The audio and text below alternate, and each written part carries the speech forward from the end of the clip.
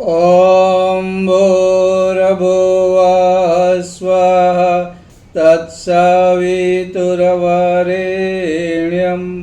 भर्गो देवस्य धीमहि धियो यो नः प्रचोदयात्। ॐ गुरुर्ब्रह्मा गुरुर्विष्णुः गुरुर्देवो महेश्वरः गुरुर्साक्षात् परब्रह्म तस्मै श्री गुरवे नमः। यह दुनिया देखकर कभी कभी आश्चर्य होता है। यहाँ पे जो धर्म को मानते हैं वे दुखी दिखते हैं और अधर्म का पालन करने वाले सुखी दिखते हैं। ईमानदार आदमी गरीब दिखता है और बेईमानी से कमाने वाला धन कमाता है। जो दूसरों की भलाई करने जाता है उसे दुख मिलता है और दूसरों की बुराई करने वाला सुखी दिखता है। बड़े आश्चर्य की बात है। अनीति से जो कमाता है बहुत कमा लेता है, नीति से कमाने वाला कुछ भी नहीं कमाता। रात दिन श्रम करने वाला, मेहनत करने वाला कुछ भी नहीं पाता और बैठे ठाले लोग लाखों करोड़ों कमा लेते हैं। बुरे और बेईमान लोगों का नाम होता है। ईमानदार लोगों को लोग चोर कहते हैं। जो दम्भी है, जिनका कैरेक्टर अच्छा नहीं, बेईमान लोगों को लोग सज्जन मानते हैं। और जो सचमुच में सज्जन है, जिनका चरित्र चिंतन अच्छा है, लोग उनको बुरा मानते हैं। और इसलिए लोगों को लगता है कि भगवान कुछ है क्या नहीं, कुदरत के कुछ नियम हैं या नहीं। ये सारे शास्त्र पूरे गलत है। यहाँ पे भगवान कुछ भी नहीं, प्रकृति कुछ भी नहीं। या तो जो राजा या नेता है वही सब कुछ है, वही न्याय करते हैं। अगर वे खुश है तो काम होता है, अगर वे नाराज है तो काम बिगड़ता है। बाकी भगवान की बातें करना बंद कर दो। ऐसे आज के जो वेस्टर्न कंट्री से जो सीखते हैं, वे अपने घर में अपने बड़ों को कह देते हैं कि आज के बाद खबरदार, जो आपने हमें भगवान के बारे में, नीति नियम के बारे में कोई बात की तो, क्योंकि इसी पे चल के नुकसान होता है, फ़ायदा नहीं होता है। परम पूज्य गुरुदेव कहते हैं कि ये गलत मान्यता ऐसी है कि बेईमानी से ही हम धन कमा सकते हैं। ईमानदारी से कुछ भी नहीं होता, नुकसान होता है। ये मान्यता हमारे यहाँ धीरे धीरे बढ़ रही है और जो यंग जनरेशन है खास करके, उनमें ये मान्यता दृढ़ करती है कि ये सब कुछ गलत है। ये भाग्य, ये प्रकृति, ये भगवान, ये सब कुछ मतलब नहीं रखते। और ये कभी कभी ये इस विचार से हम सबको गुजरना पड़ा होगा। कहते हैं कि कर्म की गति अति न्यारी। ये कर्म की गति समझ में नहीं आती। हालांकि हमारे शास्त्रों में कर्म और कर्म के नियम बताए हैं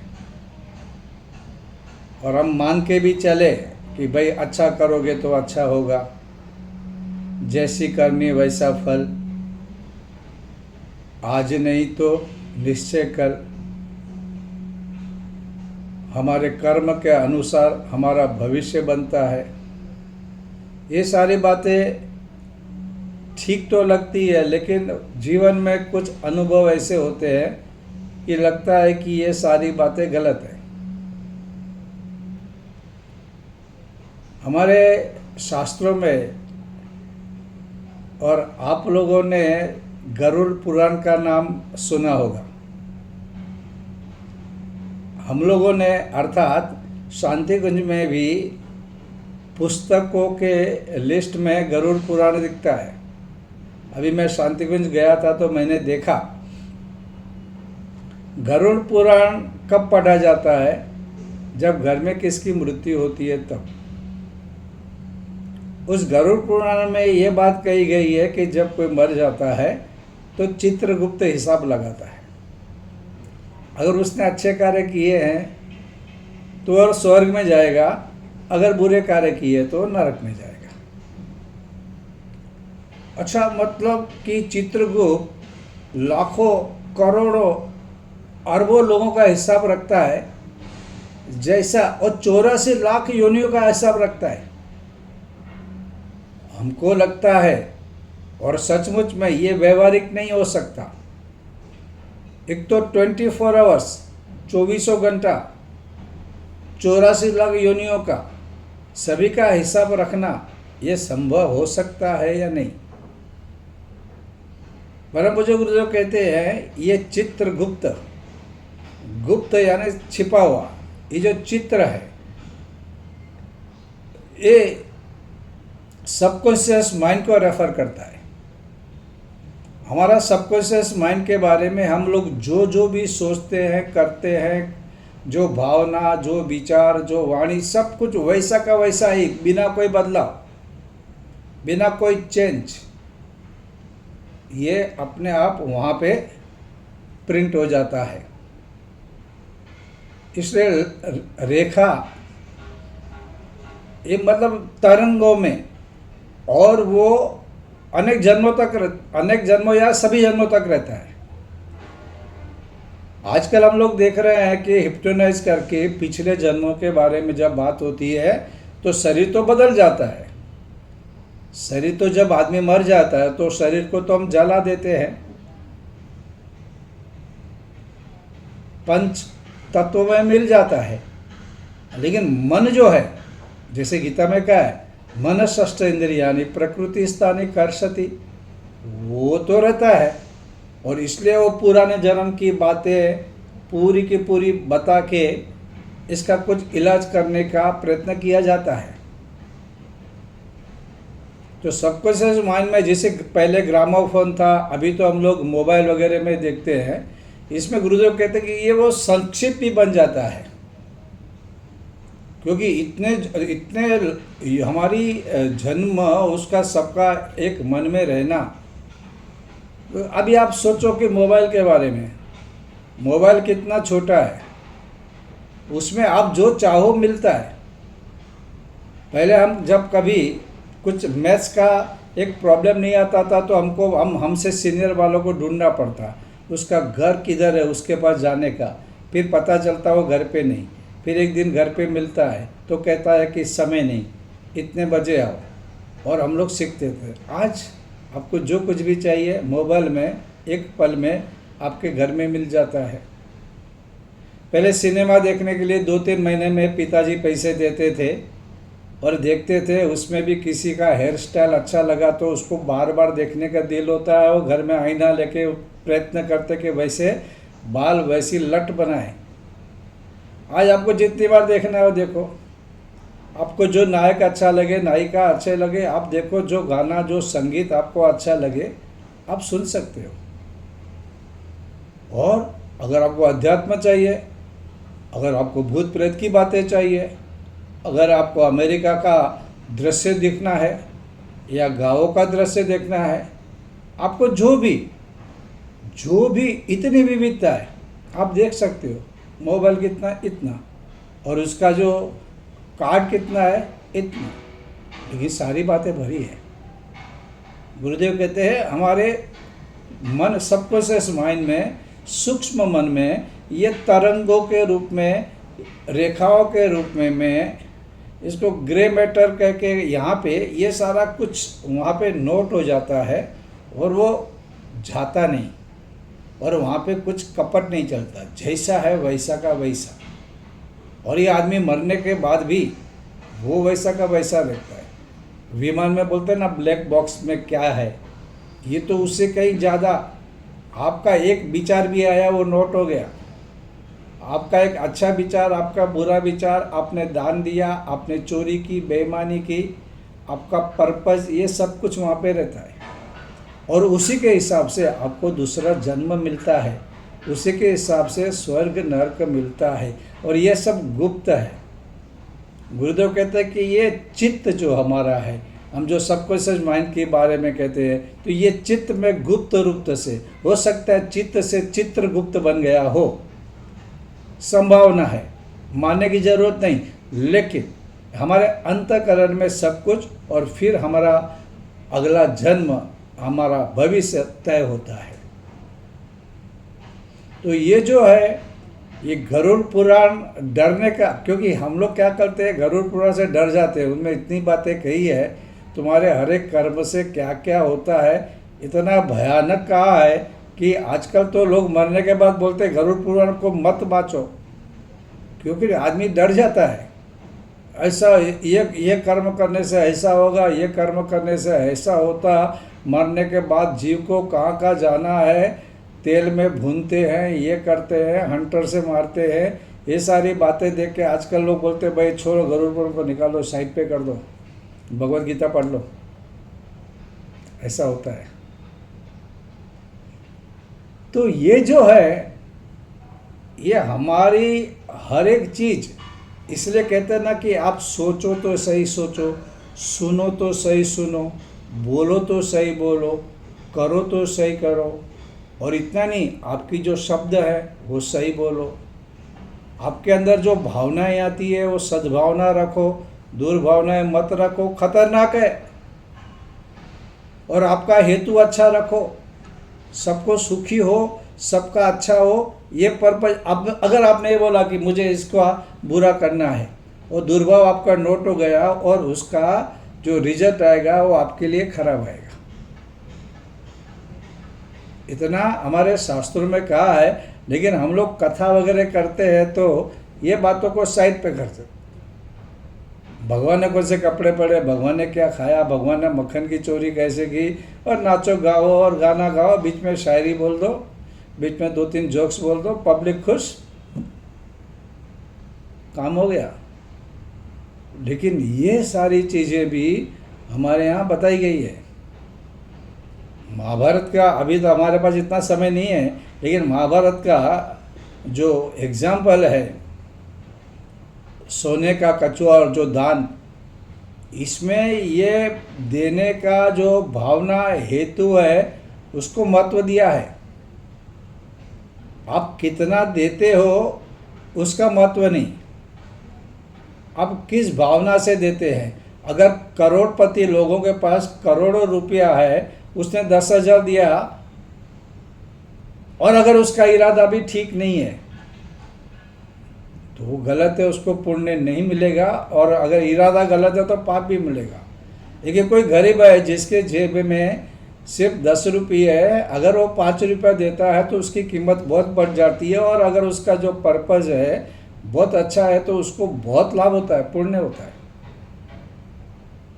जैसे कौन कितना देता है, अनाज कितना देता है, धन कितना देता है, वस्त्र कितना देता है, वो महत्व का नहीं है।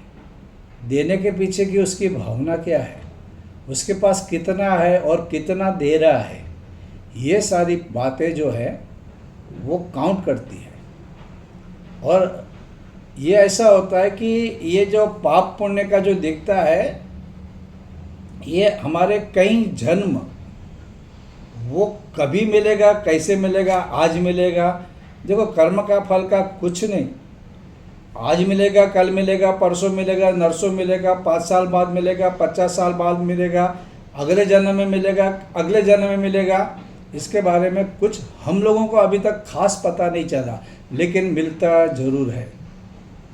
जैसी करनी वैसा फल, आज नहीं तो निश्चय कर, अब कल मतलब कि कभी भी बाद में मिलेगा।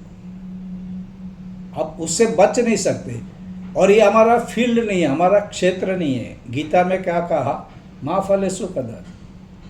कर्म करने के लिए तुम फ्री हो, जो भी कर्म करो, लेकिन जैसा कर्म करोगे वैसा फल मिलेगा। इसलिए महाभारत में वेद व्यास ने क्या कहा जिस तरह से शाम को गाय जंगल से अपने गांव में आती है तो बछड़े को छोड़े जाते हैं और बछड़े जाके इतनी हजारों गायों में अपनी माँ को पकड़ लेंगे और दूध पीना प्रारंभ करेंगे। उसी तरह तुम्हारा कर्म, तुम कहीं पे भी हो, तुम्हारा कर्म तुमको आज नहीं तो कल कभी ना कभी, ये भगवान का फील्ड है। माँ फलेसु कदाचन, तेरा काम नहीं है, तू काम करने में स्वतंत्र है। फल कैसा मिलेगा वो भगवान बोलता है मैं देख लूँगा, तुझे कुछ देखने की जरूरत नहीं है। इसलिए तू कर्म अच्छा कर, इतना ही। भावना अच्छी रख, सोच अच्छी रख, हेतु अच्छा रख। अगर तुझे अच्छा फल चाहिए तो, और फल का जो है फील्ड है, ये भगवान कहते हैं मेरा है, वो मैं दूंगा। ये मेरा क्षेत्र है, तेरा क्षेत्र है काम करना। और इसलिए हमें सावधान रहना चाहिए। और हम लोग जैसा भी काम करते जाएंगे हमको वैसा फल मिलता ही जाएगा। इसमें हमारे यहाँ एक तुम्हारा हेतु, तुम्हारी भावना को देख के फल मिलता है। परम पूज्य गुरुदेव एक एग्जाम्पल देते हैं कि एक बार एक न्यायाधीश के पास 3 केस आए, तीनों हत्या मृत्यु के केस थे, खून था। अब सब ये तीनों केस में कोई ना कोई मर गया, हत्या हो गई, मृत्यु हो गई। अब हम लोग सोचेंगे हत्या हुई तो भाई सबको फांसी मिलनी चाहिए, आदमी की जान गई है भैया। लेकिन ऐसा न्याय जब किया तो न्यायाधीश ने तीनों को अलग अलग सज़ा सुनाई। उसमें जो पहला मजदूर था, क्या हुआ कि उसके हाथों से आदमी मरा था, लेकिन हुआ क्या था, वो छत पर बहुत बड़ा पत्थर उठा रहा था बहुत मेहनत कर रहा था, पत्थर उठा के वो सामने रखने वाला था, लेकिन वो इतना वजनदार था, उसने सोचा नहीं था कि इतना सारा वजन है। उसने अपने ऊपर तो लिया लेकिन उसका बैलेंस गया और पत्थर गिरा, और पत्थर गिर के लुढ़क कर नीचे गिरा, और नीचे एक आदमी जा रहा था, उसको लगा उसका सर फट गया और वो मर गया। मजदूर को कुछ भी नहीं मालूम नीचे कौन जा रहा है क्या है, उसकी मजबूरी थी, उसका बैलेंस गया, वजन नहीं उठा पाया। तो जज ने उसको फैसला दिया कि तूने ये किया, ध्यान रखना चाहिए था, लेकिन एक हल्की सी सज़ा देके उसको छोड़ दिया। दूसरा केस आया तो वो किसान था। उस किसान ने क्या किया था उसके खेत में, देखो अभी हम लोग खेत में नहीं जाते तो हम लोगों को कुछ पता नहीं, लेकिन खेत में जब तुम मेहनत करके कोई दाने पकाओ और कोई चोरी करने आए तो कितना गुस्सा आता होगा, आप सोचो। इतनी मेहनत और कोई आके चोरी करके चला जाए तो ये किसान काम कर रहा था और एक आदमी आता है और खेत में से दाने चुराता है। अब किसान को गुस्सा आ गया। गुस्सा आने के बाद उसको जो लाठी मिली, उस लाठी से उसने वो आदमी को मारा तो उसको लगा, ज़्यादा लगा और मर गया। तो जज ने कहा कि जब कोई खेत में से चोरी करता है तो गुस्सा आना स्वाभाविक है, लेकिन फिर भी कानून अपने हाथ में नहीं लेना था, कानून को सौंपना था और मारना था तो इतना नहीं मारना था कि मर जाए। तो सज़ा ज़्यादा दे दी तुमने, तो उसको 5 साल की सज़ा दे दी, क्योंकि उसका इतना गलती नहीं, क्योंकि चोरी किया तो गुस्सा आएगा ही, और मारा भी, लेकिन वो मारने से मर गया, कुछ उसका इतना इरादा नहीं था कि वो मर ही जाए, उसको था सज़ा देना। लेकिन फिर भी कानून को हाथ में ले लिया, तो कानून हाथ में लिया, 5 साल की सज़ा दी। तीसरा था और डाकू था, और डाकू एक धनवान के घर पे जाता है रात को, पहले धनवान का खून कर देता है, फिर उसके घर में से चोरी करके जाता है। अब न्यायाधीश ने कहा कि इसने तो खून किया है, इरादा उसका गलत, और उसने सोच समझ के खून किया है, उसको दे दिया फांसी। केस एक ही है, 3 लोग मर रहे हैं, सजा बदल गई, क्योंकि हेतु सबका अलग अलग था। आपको मालूम है ना, सैनिक जब लड़ते युद्ध करते हैं वो कितनों को गोली से मारते हैं, लेकिन उनके लिए वो पाप नहीं, वो पुण्य है। मारते तो है लेकिन पुण्य है। और कुछ लोग अहिंसा की बात करना है, लोगों का खून चूसते हैं, ब्याज खाते हैं, परेशान करते हैं, घर से निकाल लेते हैं, स्त्रियों के साथ बुरा व्यवहार करते हैं, तो भले किसी को नहीं मारते लेकिन उनको सजा उनके कर्मों की बहुत मिलती है। डॉक्टर भी कितना दर्द देता है जब सर्जरी करता है, तो पेशेंट को कितना दर्द होता है। और सर्जरी के बाद भी एक आध घंटा जब उनका नॉर्मल होना होता है, तब तक जो पीड़ा और तड़पन होती है वो देख के कोई भी रो पड़ता है। लेकिन डॉक्टर को, अगर डॉक्टर नीतिमत्ता से कमा रहा है, वो सेवा कर रहा है, तो उसको पुण्य मिलेगा। लेकिन वही डॉक्टर लोगों को फंसाने के लिए, अपना धन कमाने के लिए अनीति से, गलत तरीके से किसी की दवा करता है और इलाज करता है और सर्जरी की ज़रूरत ये करता है, तो वो पाप करता है और फिर वो नरक में जाने का तैयारी भी करता है। हेतु क्या है, पर्पस क्या है, वो देखना पड़ता है। और अगर हम अच्छे काम करते तो हमारा लाभ होता ही है। एक बार एक गांव में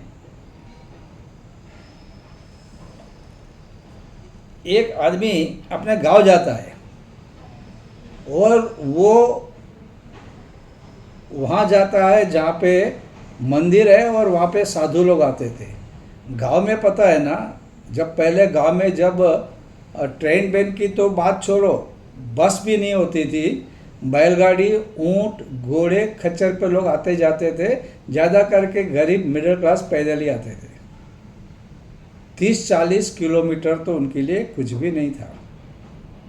तो गांव में ऐसे साधु आते थे, जहाँ मंदिर देखते वहाँ पे बैठे थे, धुनी बनाते थे, यज्ञ करते थे और लोग श्रद्धापूर्वक जाते थे, उनके दर्शन करते थे, वे उपदेश सुनाते थे और बच्चों को कुछ मिठाई खिलाते थे। 3-4 दिन रहेंगे, फिर साधु तो चलता भला निकल जाता था। तो वहाँ पे उस गांव में एक आदमी था जो जीवन भर गरीब रहा, जीवन भर दुखी रहा। वो भी आया, सब साधु आए तो सब प्रवचन सुनने बैठे थे, सब अपने घर पे चले गए। शाम हो रही थी, गांव में लाइट तो थी नहीं, पावर नहीं था, और रात अंधेरी होने के बाद वहाँ पे और कुछ उजाला नहीं था। तो एक आदमी, वो आदमी जो बैठा रहा, तो साधु ने पूछा कि भैया तो क्यों बैठा है, घर पे नहीं जा रहा है? बोला मैं क्या करूँगा, कुछ बेकार हूँ, काम भी मिलता नहीं है, निठल्ला हूँ, घर पे बैठेगा, इधर बैठेगा, नींद तो आती नहीं, चिंता होती है, बहुत सारे दुख हैं। तो उस साधु ने ध्यान लगा के देखा कि सचमुच में इसको तो बहुत दुख है। उसने बोला देख बेटा, तू बहुत दुखी है, ये बात तेरी सच है। अब मैं एक काम करता हूँ, मेरे 5 साल का तप का पुण्य तुझे देता हूँ और तुझे 5 साल के लिए धनवान बनाता हूँ। वो बोला महाराज बहुत बड़ी कृपा होगी, मैं तो जीवन भर दुखी रहा, अगर आप मुझे सुखी बनाना चाहते हैं 5 साल के लिए, हाँ बेटा जा, जो भी कुछ करेगा उसमें सफलता मिलेगी, जो भी करेगा। वो खुश हो गया। वो दूसरे दिन कुछ चीज़ें लाए दुकान से, इधर बाजू की दुकान से लाए, बेचना शुरू किया, सब बिक गई। फिर दूसरे दिन और ज़्यादा लाया, सब बिक गई, फिर ज़्यादा, फिर और वैरायटी, फिर फल भी लाने लगा, फिर स्टेशनरी लाया, ये लाया, बिक जाता और पैसा, और कुछ दिनों में तो उसके बाद बहुत सारा पैसा हो गया। पैसा हुआ तो फिर उसने सोचा चलो अभी पैसा है तो शादी भी कर लो, और एक सुंदर कन्या से शादी भी हो गई, बच्चे भी हुई। लेकिन वो आदमी सज्जन था, उसको मालूम था कि ये साधु की कृपा से मुझे 5 साल के लिए मिला है, 5 साल के बाद मैं वापस गरीब बन जाऊंगा, फिर वापस दुख आएगा। तो उसने क्या कहा, चलो भाई गांव में जो हमारी गऊ हैं उनके लिए पानी नहीं मिलता है, तो वहाँ पे कुछ पानी की व्यवस्था करो। एक नया कुआं बना दो। और जो हमारा जो तालाब है, वो तालाब में नहाने के लिए कुछ सीमेंट का उपयोग करके वहाँ पे व्यवस्था कर दो। अच्छा, हमारे यहाँ कोई साधु वगैरह आता है तो बेचारे मिला नहीं मिला खाने को, अन्न क्षेत्र चालू कर दो। कोई भी रास्ते से गुजरता हो वो यहाँ से हमारे गांव से भोजन करके जाए। और उसके लिए देखो एक कमरे बना दो, कोई धर्मशाला, रात को सोना है तो चैन से सो सकते हैं। हवा उजाला वाला रखो और ये मैदान में ही बना दो ताकि रात को सोए तो हवा भी आ सकती है, और अगर उनको कीर्तन वगैरह करना है तो किसी को डिस्टर्ब भी ना हो। और हमारा जो शिव भगवान का, शंकर भगवान का मंदिर है वो टूट गया, उसको नया फिर से रिपेयर कर दो। ऐसा सारे काम उसने करवाना शुरू किया। बाद में बोला कि चलो बाजू के गांव में भी अगर स्कूल में अगर वहाँ पे कुआं नहीं है तो, क्योंकि जब भी नल तो नहीं होते थे ना, तो नया कुआं बना लो, वहाँ पे भी बच्चों को, स्टूडेंट को पानी मिलना चाहिए। कन्याओं के लिए आप कुछ कार्यक्रम करते जाओ। रात को जो ड्रामा नाटक वगैरह होते हैं उसके लिए कुछ रोड अच्छा बना दो। ये सारे काम कर दिए और उसकी श्रीमताएँ, उसके पैसे बढ़ने लगे। 5 साल बाद, 5 साल पुनः उसको मालूम था कि अभी मुझे 5 साल के बाद गरीब होना है, क्योंकि उन्होंने 5 साल के लिए बोला। तो वही साधु उस गांव में आए, तो वो गया, मिला, प्रणाम किया। साधु ने पूछा कैसा है, उसने बोला बहुत मज़े में, बहुत सुखी हूँ, आपकी कृपा है। तो उसने कहा 5 साल हो गए, अभी तुझे दुखी होना है? हाँ, बोलता मुझे दुखी होना है, मुझे पता है और मैं तैयार हूँ। मैंने जीवन के सारे सुख देख लिए, अब कोई गम नहीं। अब कल से तो तुझे दुख आएगा। बोलता चलेगा। महाराज ने फिर ध्यान लगाया तो देखा तो उसका आगे भी भविष्य में बहुत सारा सुख है। फिर महाराज ने देखा क्यों? क्योंकि इसने इतने सारे पुण्य के काम किए, इतने सारे अच्छे कार्य किए, निराभिमान रहा, उसकी भावना हमेशा सही रही, वो नीतिमत्ता से चला, लोगों के लिए जिया, लोगों के लिए, गांव के लिए, गांव गाय सबके लिए उसने कुछ ना कुछ पुण्य का काम किया, और ये पुण्य से उसको आगे भी सुख लिखा गया। तो दूसरे दिन देखा तो उसका सुख बढ़ने। उसने बोला महाराज दुख क्यों नहीं आया? महाराज ने बोला दुख कैसे आएगा पगले, तूने इतने अच्छे कार्य किए, तूने इतने अच्छे कर्म किए, तूने इतनी अच्छी भावना रखी है, तू नीतिमत्ता से चला है, तू नम्र बन के जिया है, तूने गायों को, तुमने प्रकृति को, पशु पक्षियों को, आजू बाजू के गांव वालों के लिए, सबके लिए हित की बात की, भलाई की बात की। तो ये पुण्य तो इतना ज़्यादा है कि तू अब कभी दुखी होगा ही नहीं। तू नहीं, तेरी 7 पीढ़ी भी सुखी होगी, तू अगले जन्म में भी श्रीमंत का जन्म लेगा और तेरा सुख अधिक बढ़ेगा। तो ये कहानी बताती है कि अगर आप कर्म अच्छे करते हो, भावना अच्छे करती हो, तो तुम्हारा भविष्य भी अच्छा बनता है। तो ये हमारे जो कर्म है, एक कर्म के बारे में हमें पूरा सावधान रहना चाहिए। बुरा कर्म करके, अनीति से चल के आप कभी ना कभी फंसने वाले हो, दुख आने वाला है। अब ये गलती से मत सोचो कि कोई देखता नहीं, रात को अंधेरे में भी आपने कुछ किया, आपके आसपास कोई भी नहीं, किसी को भी पता नहीं, आपने कोई भी गलत कार्य किया, तो कल नहीं तो परसों, नहीं तो नरसों, या तो कभी ना कभी पता चलेगा ही, आपको फल भुगतना पड़ेगा। आपने बाण से तीर चला लिया, कर्म निकल गया, अच्छा होगा तो अच्छा फल, बुरा तो बुरा फल आपको लौट के आएगा। आप कुछ भी नहीं कर सकते। इसलिए हमेशा अगर सुखी होना है तो अच्छे कर्म करना जरूर है, बहुत ज़रूरी है।